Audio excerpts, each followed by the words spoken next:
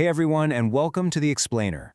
Today we're diving into a densely packed 20-page financial report from Amazon so you don't have to. We are going to uncover a truly fascinating mystery that's hidden deep within their Q2 2026 numbers. To understand this mystery, we first need to look at a staggering, almost unbelievable number. $62.6 billion. That is Amazon's record-shattering net income for the second quarter. It marks a massive 245% increase year over year. But wait for it, right alongside that jaw-dropping profit is a completely contradictory data point. Despite bringing in that massive net income, Amazon's trailing 12-month free cash flow absolutely plummeted, down to negative $7.6 billion. Okay, let's dive into this. How exactly do you pull in record-breaking profits but end up completely in the red on cash flow? It's a central paradox, and honestly, it tells us everything we need to know about the future of tech. We're going to unpack exactly how a company brings in so much money, but somehow watches all that cash vanish. Part 1. Smashing top-line revenue records. Let's look at the incredible amount of money Amazon is actively bringing in the door right now. Total net sales increased 20% to $200.6 billion. North America is definitely carrying the heaviest load here, bringing in $116.2 billion, while the international and AWS segments perfectly matched each other at $42.2 billion each. The revenue engine is undeniably firing on all cylinders. But here is our first crucial aha moment regarding that $62.6 billion net income. When we unpack it, $53.4 billion of it actually comes from non-operating pre-tax income. It was primarily driven by a huge paper gain from their investments in the AI startup Anthropic. So, the core operational profit is strong, for sure, but it's not quite $62 billion strong. Section 2. The AWS and AI engine. Let's look at what's driving the company forward. CEO Andy Jassy put it perfectly in the earnings release, stating, and I quote, AWS is booming, growing 36.7% year over year in Q2, our fastest growth in 18 quarters, and our AI and chips businesses each eclipsed run rates of more than $25 billion, end quote. I mean, this is huge. This is literally the fastest growth the AWS sector has seen in 4.5 years. Just to give you a sense of scale here, this 37% growth means AWS alone is now operating on a mind-boggling $169 billion annualized revenue run rate. That is larger than the entire GDP of many countries. Amazon's cloud is practically its own G20 nation at this point. So what's actually fueling this top-line AWS growth? Well, on the hardware side, it is all about custom silicon.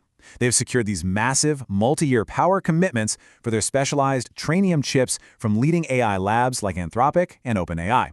And alongside that, they launched their Graviton 5 processors, which basically means they are squeezing up to 25% better performance out of their servers compared to just the last generation.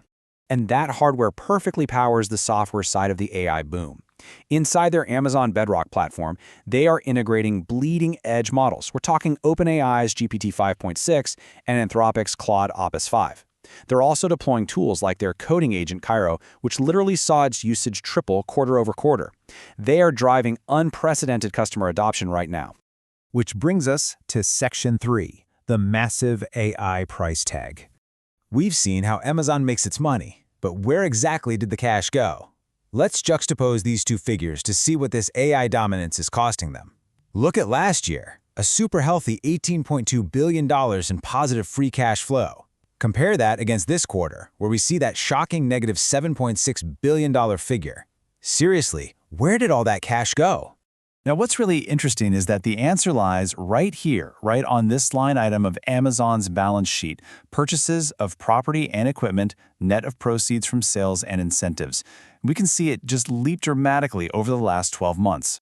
That represents a whopping $66.1 billion year-over-year spending increase. This is the smoking gun for our missing cash. This explosive capital expenditure is a direct reflection of the unprecedented resources required for artificial intelligence. The AI war isn't just about writing better code. It's about physical steel, raw silicon, and massive amounts of real estate. Let's look at how this builds out practically. Where is that $66 billion going?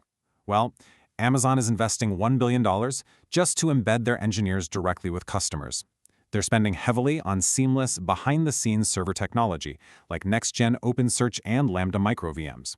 And crucially, they're constructing highly advanced data centers globally, engineered to be 7 times more water efficient than the industry average. Section 4. Looking to the future. We know the cash is being aggressively funneled into physical and engineering infrastructure, but it's important to remember that they can only make this massive bet because their core operations are incredibly strong. Amazon's traditional retail and advertising businesses remain highly robust. Stores delivered 40% more items same day or overnight to Prime members in the first half of the year, and their advertising segment saw an impressive 26% year-over-year growth. This provides the reliable foundational stability needed to fund this aggressive AI expansion. And leadership? They aren't blinking. Their Q3 2026 financial guidance predicts net sales will grow another 9 to 12%, hitting upwards of $202 billion.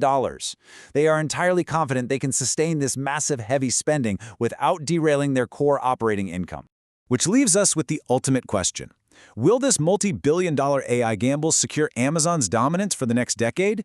Is taking a calculated, short-term hit to cash flow the visionary move required to win the long-term AI war? It's a high-stakes strategy, and the numbers show Amazon is completely all in. Thanks for joining me for this explainer, and definitely keep a close eye on these capital expenditure numbers in the quarters to come.